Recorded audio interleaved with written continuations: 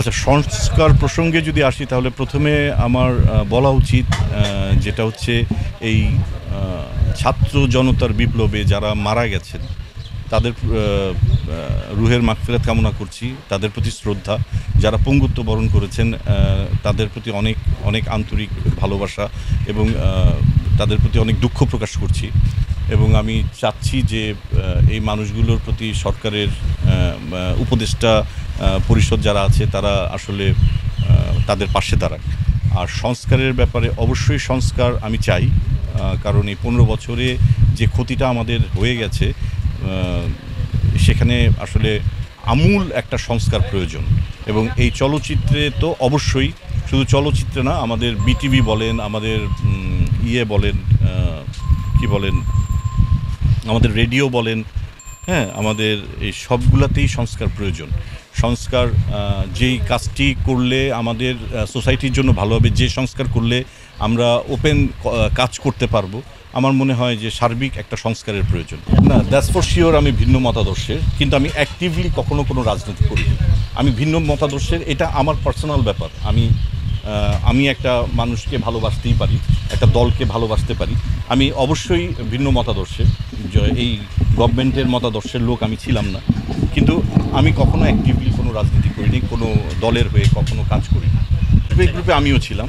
যখন এই ধরনের কথাবার্তা হচ্ছিল তখন আমার একটা স্টেটমেন্ট ছিল যেটা এই বিরুদ্ধে, এই আন্দোলনের পক্ষে এবং এই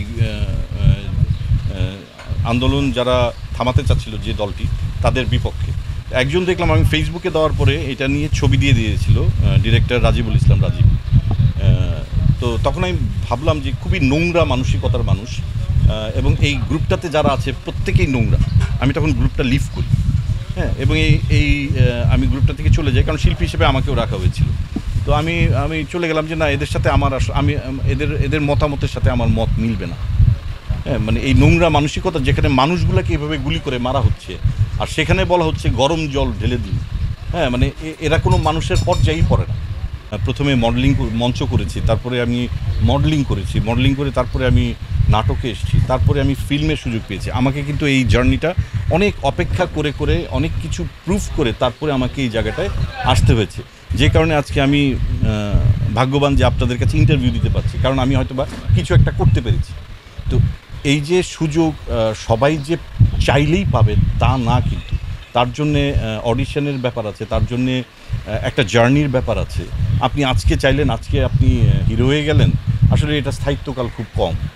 আপনাকে অনেক কিছুর মধ্যে দিয়ে আসলে আসতে হবে। তো আমার কাছে মনে হয় যে আমি এইভাবে জিনিসটাকে ব্যাখ্যা করতে পারি।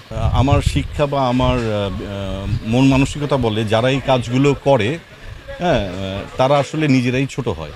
হ্যাঁ, তারা ভাবছে তারা ভাইরাল হচ্ছে, হ্যাঁ, কিন্তু আলটিমেটলি আসলে তারা যে আসলে যোগ্য লোক না, এটারই প্রমাণ দেয়।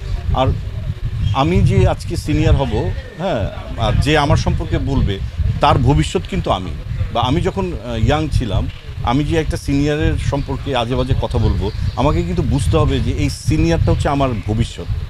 তো আমি তখন সেভাবেই কথা বলবো, হ্যাঁ, যেন আমার কথার মাধ্যমে উনি আঘাত না পান।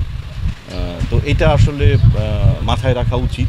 আর এই যে ভাইরাল হয়ে কাজ আদায় করা, তাহলে এটা একটা এই প্র্যাকটিস আসলে খুব বেশি দিন টেকে না। প্রথমেই দিয়েছি আমি যে আমাদের এই দুর্দশার কারণ, ওই যে বললাম, সব কিছু মানে হল থাকলে ছবি নেই, ছবি থাকলে আপনার পরিচালক নেই, বা বাজেট নেই, পরিচালক থাকলে বাজেট নেই, সবগুলো আসলে ওতপ্রোতভাবে জড়িত। এই যে একটা 40 বছরের লোককে নিয়েও যে আপনার করা যায়, নায়কের মূল কেন্দ্রীয় চরিত্র বানানো যায়, এটা পরিচালককে ভাবতে হবে, হ্যাঁ, এবং পরিচালককে প্রেজেন্ট করতে হবে, এবং যে লগ্নিকারক, হ্যাঁ, তাকেও বুঝতে হবে যে না, আমার এই গল্পটা আসলে এই ধরনের বয়সেরই একটি লোককে যায়, তাকে নিয়ে কাজটা আমি বানাবো।